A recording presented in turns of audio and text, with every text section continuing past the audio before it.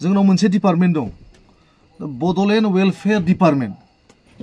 बे बड'लेण्ड वेलफेयार डिपार्टमेन्टनि खामानिया मा आं आसलते हमनो हायाखै बे बड'लेण्ड वेलफेयार डिपार्टमेन्टनि खामानिया मा that is not recognised ministry बा रिकगनाइज्ड मिनिस्ट्रि नङाबा बेहाय बाजेटआ अबेनिफ्राय फैगोन जोंनि बिमा रावा दिनै बिएलटि बिदा फंबायफ्रा 2003 आवनो सोना फोरबोखानाय होमबा जों दिनै जुडिशियारिनि मेकानिजमाव हाबनानै जोंनि लिडारफोरा बेखौ लायोबा मोजां इनिशिएटिभ मानो होननानै बुङोबा जों बिहाय जुदि मेन्डेटरि 100 मार्क्स जुडिशियेल सिस्टेमाव जुदि जों सोनो हायोब्लासो आं बायदि बा आंनि बिदा फंबाय आंनि सोरबा बिब' बिनानाव जाय दिनै मेजिस्ट्रेट जाज जानो लुबैदों जों बिजिरगिरिनि गोजौ मासियाव थांनो लुबैदों होमबासो जों जानो हागोन दान्दिसे नोंथांमोननि सिगाङाव मोनसे टपिक स्पेशली मोनसे टपिकखौ लानानै आं दिनै ओंखारबोदों रायजो राजा नोंथांमोननिसिम दा बर्तमान जितु सिचुएशन माखासे कन्स्टिट्यूशनल अर्थात सांबिधानिक जितु माखासे इस्यु जाय थाखुमानानै थानाय अर्थात नुयि आन्दोआव थानाय आं बिनि सायाव फंनैसो बिबुंथि लाखिनानै दिनै फैदों बाथ्राया जाहैबाय मा जिहेतु मोनसे हादोर जानायाव जोंहा माखासे डिपार्टमेन्ट थायो जेरै लिस्ट इउनियन लिस्ट होनो जायखौ 100टा डिपार्टमेन्ट दं इउनियन लिस्टआव थिग बेबायदिनो जोंहा कनकारेन्ट लिस्टआव 10 दङ which are used in a state as well as the union common दा जेरै फरेस्ट एजुकेशन थिग बेफोरबायदि कमन निजा निजा स्टेटआबो थायो इउनियनाबो बेखौ कमनलि बाहायनो हायो एज पार द रिजन अर द भिजिबिलिटि अफ द स्टेट बेखौ लानानै बे कनकारेन्ट लिस्ट होनो जायखौ बे कमन बेखौ स्टेटआव बाहायनो हायो इउनियनाव बाहायनो हायो दा फैयै फैयै थिग बिदिनो आं दहायनो बुंखाबाय इउनियन लिस्टआव 100 कनकारेन्ट लिस्टआव 10 ओमफ्राय जोंहा स्टेट लिस्टआव 61 अर्थात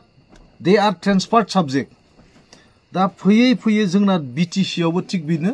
39 टा ट्रेन्सफार्ड डिपार्टमेन्ट दङ दा दाख्लैनि बावै जोंहा बिटिआर सुक्तियाव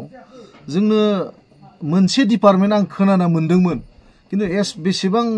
बे बुस्थुआ मा होनो बाहायजादोंना जायाखै डिपार्टमेन्टआ किन्तु आं नुनायाव एसे खम नुदों आरो अर्थात नुवाखैनो बोसोरब्रैयाव जोबनोसै नै दा बेहाय मा जादों नाय जोंनाव मोनसे डिपार्टमेन्ट दं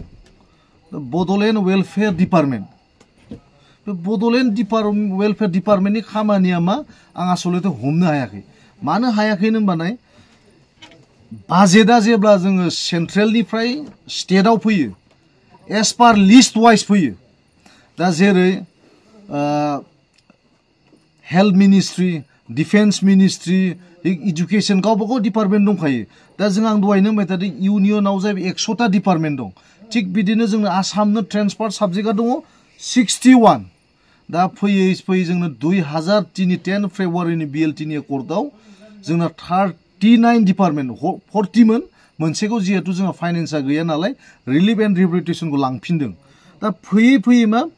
बे बड'लेण्ड वेलफेयार डिपार्टमेन्टनि खामानिया मा that is not recognised ministry बा रिकगनाइज्ड मिनिस्ट्रि नङाबा बेहाय बाजेटआ अबेनिफ्राय फैगोन दा जाय बिथांमोना दिनै जोङो पलिटिकेल साइन्स लादों बिथांमोना मोनथिगोन जे मोनथाम list state list union list and concurrent list बे मोनथाम लिस्टआवथ' बाजेटआ फैयो होमबा दा थिग बिदि अटल बिहारी बाजपेयीआ 2003 आव जेब्ला बिजेपि सरकारा फैयै फैयै जोबनोसै बे समाव मा जादों नर्थ इस्टखौ मोजां मोननानै बै समनि गुड वेल विशार्स बिजेपिनि जेरै जोंहा अटल बिहारी बाजपेयी सुषमा स्वराज थिग बिदिनो जोंहा दंबावोमोन बाला योगी थिग बेफोरबायदि मोजां मोजां रिनाउड बिजेपिनि पलिटिशियान दंमोन जाय नर्थ इस्टखौ मोजां मोनोमोन जायनि थाखाय बिथांमोना 2003 आव डनार मिनिस्ट्रि खालामदों स्पेशली टु लुक आफ्टार द नर्थ इस्ट रिजन बिनि उनाव मोनसे डिपार्टमेन्ट खालामबावदों बिथांमोना national highway authority of India बे जाहैबाय आन्डार द इउनियन लिस्ट बिथांमोना बानायदों दा आं बेखौ दिनै मानो रिलेभेन्सियाव लाबोदों जाहैबाय बाजेटआ मायाव फैयो जियो रिकगनाइज्ड डिपार्टमेन्ट विदिन द इन्डियान पार्लियामेन्टारि सिस्टेम बा इन्डियान कन्स्टिट्यूशनल सिस्टेमाव जि बुस्थुआ रिकगनाइज्ड बेहायसो बाजेटआ फैयो होमबा जोंहा दिनै बिटिआरआव मोनसे लेप्स जादोंना रायजो नोंथांमोन बे लेप्सआनो जाबाय बड'लेण्ड वेलफेयार डिपार्टमेन्ट इज टु लुक आफ्टार द problems and happenings, what are the happenings of BTR region. दा जों बेजों BTR regionआव बे बड'लेण्ड वेलफेयार डिपार्टमेन्टआ जोंनि प्रब्लेम बे ओनसोलनि प्रब्लेमखौ सल्भ खालामनो हादोंना हायाखै आंनि मथेथ' हायाखै नाम गन्धखौनो नुवाखै आं बे सासे सेक्रेटारि गावबुरा बायदि दोननानै मा खामानि जागासिनो दं दा थिग बेबायदिनो मा जोंहा मोनसे डिपार्टमेन्ट दंबावोमोन बे डिपार्टमेन्टआ मा दा जेरै सेपारेट डाइरेक्टरेटखौ नायलाय नों रायजो जोंहा बे BTR ओनसोलाव एपइन्टमेन्टनि प्रब्लेम साबजेक्ट टिचारनि प्रब्लेम थिग बिदिनो बिजाब मोनिनि प्रब्लेम बेखौ नायनोथ' जोंनो ट्रेन्सफार मोनसे हरबावदोंमोन सेपारेट डाइरेक्टरेट मा खामानि मावखो बेखौथ' आं खामानि नुवाखै आरो स्पेसियेलि आं एडभकेट हिसाबै रायजो राजानिसिम मोनसे खुलुमनाय जोंनि जाथि थांनाय थैनायनि बिहाय मोनसे थाखुमाना दं बे जाहैबाय मा जेब्ला जोङो दिनै बर' गथ'फ्रा दिनै मोजां मोजां लयार्स एडभकेटफोर ओंखारबोदों बे एडभकेटआ बोरै जागोन दिनै फरायदों जों एडभकेट हिसाबै जों प्रेक्टिसल' खालामबाय थादों किन्तु जों दिनै गोजौ मासि अर्थात बिजिरगिरि जों मानो सुबिदा मोनाखै जों जायखौ होनदों जाज मेजिस्ट्रेट जों मानो जानो मोनाखै बिनि कारनानो जाहैबाय दिनै जों 100 मार्क्स मेन्डेटरि एग्जामाव जोङो दिनै एसामिस मिडियामनि जों लिरथारनांगौ जेरावनोखि आं बिमानि गोरबोनिफ्राय जोनोम मोननायनिफ्राय मेट्रिकसिम एमएसिम आं बर' मिडियाम सोरबा इंलिश मिडियाम जानानै दिनै गावनि जिबनखौ दाबोदों बेजोंनो उकिल जाबोदों होमबा बिहाय आङो दिनै आंखौ 100 मार्क्स जुदि एसामिसनि आं लिरनो हायोब्ला आं बोरै हानो दा बिनिखायनो रुलिं सरकारा एसे इनिशिएटिभ लानांगौ बेहायथ' कुनु UPPL BPF BJP गैया दिनै जाथिया थांना थाबासो जों UPPL खालामनो हागोन BJP खालामनो हागोन दिनै जों कंग्रेस खालामनो हागोन सोरबा नों नानानथा पार्टी जिथु दं जोंहा नेशनेलाइज होमबासो जों खालामनो हागोन दा बाथ्राया मा जादों जोंहा दिनै मोनथाम फेसनि आन्दलन थांबाय जों जेराव BSc BTC BTR जोंहा बिदा फंबाय BLT निफ्राय लानानै NDP नो लानानै बिजिरसालियाव सोर बिजिरो मेजिस्ट्रेटफ्रासो बिजिरो दा बै मेजिस्ट्रेट जानो थाखाय जों मा जोंनि बर' गथ'आबोथ' जानो हानांगोन दा जानो थाखाय मा जोङो दिनै बर'निबो लिरनो मोननांगोन दिनै एसामिसफ्रा बिथांमोना 100 मार्क्स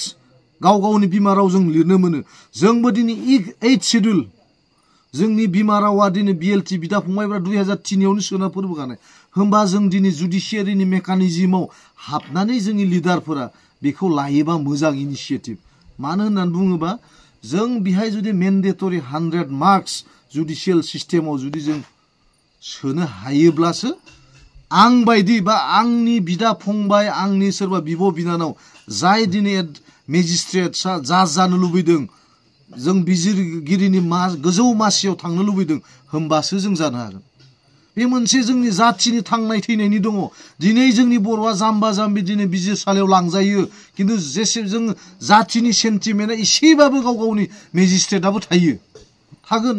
होमबा दिनै जोंनि जाम्बाया दिनै फासि जागासिनो दं पुलिस थानानिफ्राय लानानै बा अफिस आदालतनि जों बाहायजागासिनो दं बै बाहायनायखौ जाहाथे जों मोनसे खोन्दोआव जोङो जोंनि सिस्टेमाव लाबोनो थाखाय जे बर'आबो मेजिस्ट्रेट ओंखारबाय बिथांमोनाबो बिजिरनो हानाय लेभेलाव फैबाय जोङो दिनै सेसन जाज दिनै CJM जाजनिफ्राय लाना जोङो डिस्ट्रिक्ट जाजनिफ्राय लाना जों हाई कर्टनिफ्राय थांना सुप्रिम कर्टनिफ्राय थांना बोरै ओंखारगोन जेब्ला जोंनि बर' मिडियाम रावजों जों जेब्ला फंसे फंनै खोथा जों लिरनानै जों दिनै मेजिस्ट्रेट जानो हाबासो जोङो जाज जानो हागोन जायनि थाखाय जोंहा मानाव गेदेर प्रमद बर' नोंथां लोगोसे दिपेन बर' नोंथां लोगोसे बिरोधि दलाव थानाय दिनै BPF नि लिडार नोंथांमोन बिनि सायाव एसे नोजोर होबा हामगौ आं दिनै क्रिटिसिजमनि नामाव आं दिनै सोरबा रुलिं सरकारखौ क्रिटिसाइज खालामनो लुबैयो किन्तु आं बुंनायाव दिनै जोंहा बर' बिदा फंबाय एडभकेटआ बेसेबां बेनिफिट जागोन आंहा बैखौसो नोजोर बोनानै आं दिनै लाइभ फैनांगौ जादों जों दिनै ओंखारफुनाय जोलैनि गथ'फ्रानो जुदि बेखौ मोनथिनानै जों थायोब्ला आरो जोंनि मोनसे जेनेरेसन आरो दिनै लेफ्ट जाबावगोन जायनि थाखाय जों बेखौ बारम्बार सुबिदा होनो थिग बेबायदिनो आङो जोंहा जोंनिनो सिनियर जोंहा दङ हाइकर्टआव सानैसो बिथांमोना इनिशिएटिभ लाबाय थादों थिग बेबायदिनो मेम'रेन्डामबो हरनाय जादों जोंहा दा बर्तमाननि स्पिकार बिश्वजित सारनोबो जों स्पिकार बिथाङाबो माखासे साम एक्सटेन्ट हेल्प खालामदों आरो बे अन प्रसेसआव दंबाय थायो आरो जों रिसेन्टलि जों मिट खालामबावगोन बे इस्युखौ लानानैनो जाहाथे जोंनि गथ'फ्रा थाबैनो फैगौ एग्जामफोरनिफ्राय बर' मिडियामाव जों लिरनो मोनो स्पेशेलि मोनसे साबजेक्ट बे जोंनि स्पिकारा माखासे मोजां खामानि मावदों दा जेरै जों हाबग्रा जोंनि बायखोन्दा नेरसोनखौ जों नुनो मोन्दों दिनै दिसपुर थिग बेबायदिनो जोंनि बर' मेजिस्ट्रेट प्रत्येक कर्टआवनो जों सानै साथाम जों नुनो मोनो बेखौ 10 बोसोरनि गेजेराव बे थांखिखौ लानानैसो आं दिनै रायजो राजानिसिम मेसेज हरदों जाहाथे जों इउपिपिएल सोरबा बिपिएफ सोरबा कंग्रेस बे इस्युनि सायावल' जों दिनै नांथाबना थानानै जाला जों बै दिनखौ गारबोबाय खारन मोनसे खोथा दङ जोंहा दिनै आन्दलनाव जों बै सम हाथियारनि दावबाय इंराजियाव मोनसे खोथा दं पेन इज माइटियार देन स्वord दिनै जोङो दावहाखौ जुदि मोनसे गोजौ लेभेलाव लांनोबा जों खोलोमनि दावहाखौ जों लांफिननांगोन दा बिनि थाखाय जोङो दा नै बर्तमान एडभकेट बिथांमोननोबो जाहाथे दानि रुलिं गभर्नमेन्टनि पलिटिशियानफ्रा एसेबाबो मोनसे सफ्ट कर्नार बिथांमोननि थाखायबो जाहाथे सानो मानो होनोबा बै एडभकेट बिथांमोनानो दिनै जोंनि सोरबा जाथिनि लिडारफ्रा अलखदाव गोलैबा बिथांमोनानो बिजिरनानै साफा जोङो दिनै मोजां बिसारखौ जों होनो हायो जोंनि जाथिनि थाखायबो जोंहा बिनि थाखायसो दिनै नाय एग्जाम्पल जोंहा एडभकेटआ सिनियर एडभकेटफोरा जायनि थाखाय दिनै जोंहा रन्जन दैमारिनि केसनिफ्राय लाना एनडिएफनि केसनिफ्राय लाना बेसे फिदिं जादों जों नुगासिनो दङ जि बुस्थुआ बोसोरनै बोसोरथाम जानांगौमोन नै बेखौ ओरैनो बोसोरथाम लेप्स खालामना जोङो दिनै जाय बिथांमोना नांथाबगासिनो दङ दिनै मानगोनां रन्जन दैमारि सारखौ बर'नो बिथांमोनखौबो जोङो बिथांमोनजोंबो सम रायलायो बिथांमोनाबो बेखौनो बुंहरो जे जोंहा दिनै माखासे एडभकेटनि थाखाय बे प्रब्लेमनि थाखाय जों दिनै बिदि डिले जालांनो थिग नंगौ बाथ्राया सैथो जोंहा जोंनि जाथिनि थै थानायमोनबाथ' एसेबाबो जोंहा अननायनि अर्थात जोङो नट मेबि फाइनान्सियेलि बाट एडभाइसखौ जों मोजां मोननो हागौमोन खिन्थु दिनै जों बै लेभेलसिम सहैनो हायैनि थाखाय दिनै जोङो नैबे गाहाय लेभेलावनो थानांगौ